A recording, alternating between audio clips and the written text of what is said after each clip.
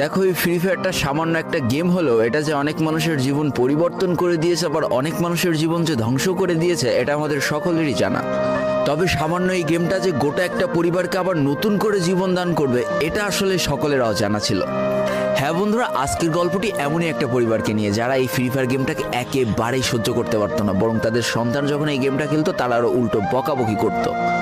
আর ভাগ্যের কি অপূর্ব লীলা খেলা, তখন সেই গেমটা আজকে গোটা পরিবারটাকে বাঁচিয়ে রেখেছে। আর এখন তার বাবা মাও উৎসাহ দেয় তাদের সন্তানকে যে ফ্রি ফায়ার খেলো। এজন্যই চলো জেনে আসি আসলে কি এমন ঘটেছিল ওই পরিবারটার সাথে। তো বেশি ব্যাকপ্যাক না করে ছোট্ট একটা ইন্ট্রো দিয়ে আজকের ভিডিও শুরু করা যায়। তো আজকের গল্পটা শুরু হতে চলেছে ছোট্ট একটা গ্রামের ছোট্ট একটা পরিবারকে নিয়ে।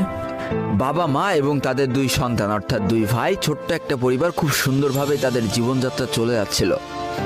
বড় ভাই একটা কোম্পানিতে লেবারের চাকরি করে, বাবা কৃষি কাজ করে, আর তাদের ছোট সন্তান অর্থাৎ ছোট ছেলে কিন্তু ক্লাস 8-এ পড়াশোনা করে।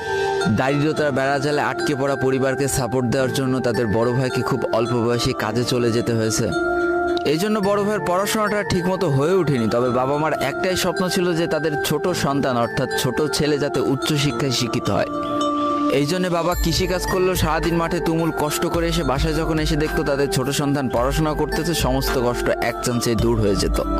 আর তাদের ছোট সন্তান পরিবারের অভাব দেখতে দেখতে বড় হচ্ছে, তো তাই সে একটা সময় ঠিক করেই ফেলে যে তাকে অনেক বড় হতে হবে, লেখাপড়া করে অনেক বড় মানুষের মতো মানুষ হতে হবে। আর ঠিক এমনটাই হতে থাকে। তাদের ছোট ছেলে খুব ভালো রেজাল্টও করতে থাকে, প্রত্যেক ক্লাসে টপ হতেও থাকে। তবে তার একটা বদ অভ্যাস ছিল, সেটা হচ্ছে ফ্রি ফায়ার গেম খেলা।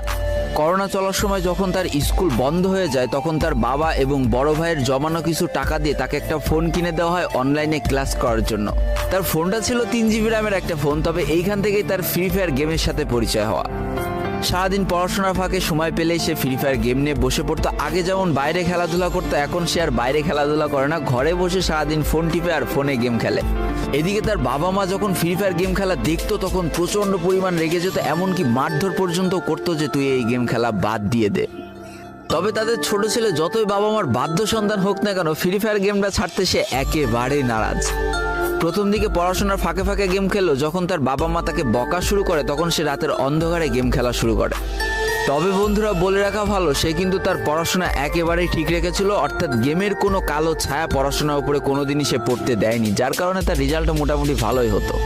এতদিন পর্যন্ত পরিবারের সবকিছু ঠিকঠাকই ছিল। এবার আস্তে আস্তে পরিবারটা একটু একটু করে ভাঙতে শুরু করবে। পরিবারের সকলের সম্মতিতে পরিবারের বড় ছেলের সাথে পাশের গ্রামের একটা মেয়ের বিবাহ সম্পন্ন করা হয়। আর যেন বিবাহের কয়েক মাস যেতে না যেতে বড় ভাইয়ের পরিবর্তন লক্ষ্য করতে শুরু করা যায়। এতদিন ছোট ভাইয়ের পড়াশোনা খরচ বড় ভাই আর বাবা মিলে চালিয়ে আসলেও এখন আর বড় ভাই